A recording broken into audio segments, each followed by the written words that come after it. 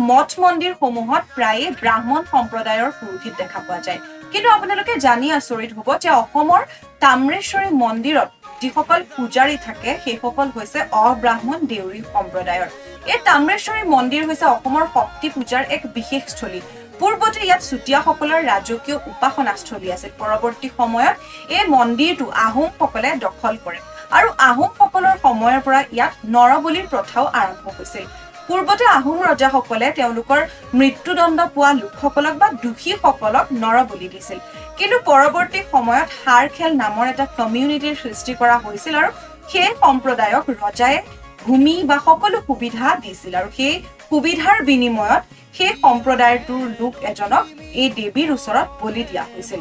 আৰু এই মন্দিৰটোৰ যিহেতু মুধচখন তামৰে নিৰ্মাণ কৰা হৈছিল সেই কাৰণে ইয়াক অসমৰ ইতিহাসত তাম্ৰেশ্বৰী মন্দিৰ বুলি জনা যায় এনে ধৰণৰ ইনফৰমেশ্যনৰ বাবে অনলি কম্পিটিশনক ফলো কৰিবলৈ নাপাহৰিব